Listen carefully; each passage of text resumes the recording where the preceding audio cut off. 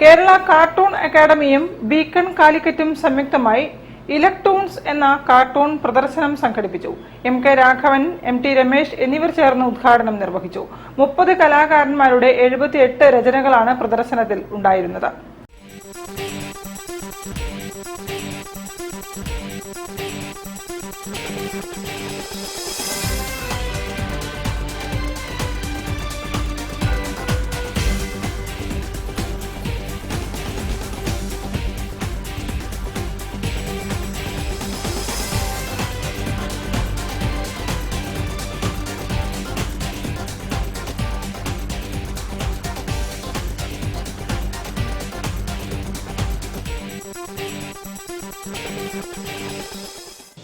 Beacon കാലിക്കറ്റിന്റെ സഹകരണത്തോടെ Kerala cartoon Academy, Lalithakala Academy Art ഗ്യാലറിയിൽ ഒരുക്കിയ ഇലക്ഷൻ കാർട്ടൂൺ പ്രദർശനം കോഴിക്കോട് മണ്ഡലത്തിലെ സ്ഥാനാർത്ഥികളായ MK രാഘവൻ, MT രമേശ് എന്നിവർ ചേർന്ന് ഉദ്ഘാടനം ചെയ്തു. കഴിഞ്ഞ തിരഞ്ഞെടുപ്പ് കാലത്ത് വരച്ച കാർട്ടൂണുകളാണ് പ്രദർശനത്തിലുള്ളത്. 30 പേരുടെ 78 രചനകളാണ് പ്രദർശനത്തിൽ ഉൾക്കൊള്ളിച്ചത്.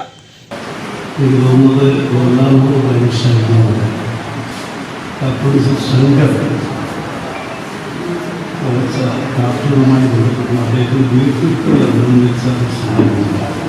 അത് നെഹ്റുവിനെ പോലുള്ള ഒരാൾ. കാരണം ഈ കാർട്ടൂണുകൾ ആസ്വദിക്കാൻ കഴിയുന്നവർക്ക് മാത്രമേ അത് അങ്ങനെ ചെയ്യാൻ കഴിയുള്ളൂ. അല്ലാതെ മറിച്ച് കാർട്ടൂൺ കണ്ടാൽ ഓടിക്കുന്നവരുമുണ്ട്. പക്ഷെ രാഷ്ട്രീയ രംഗം പ്രവർത്തിക്കുന്നവരെ സംബന്ധിച്ചിടത്തോളം ഇതൊന്നും ആസ്വദിക്കാൻ പറ്റുന്നില്ല. ആരോഗ്യത്തിലും നന്നായിരിക്കും എന്നാണ് എനിക്ക് തോന്നുന്നത്. അപ്പോൾ പ്രധാനമന്ത്രി ജവഹർലാൽ നെഹ്റു കാണിച്ചൊരു ആരോഗ്യ ജീവിതത്തിനും അല്ലെങ്കിൽ അദ്ദേഹത്തിൻ്റെ ഒരു മാതൃക ഇന്ത്യയിലെ എല്ലാ രാഷ്ട്രീയ നേതാക്കളും പിന്തുടരണം എന്നുള്ളത് കേരളത്തിൽ തന്നെ.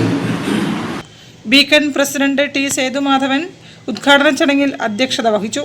Kerala cartoon academy secretary A. Satheesh, Anoop Radhakrishnan തുടങ്ങിയവർ സംസാരിച്ചു.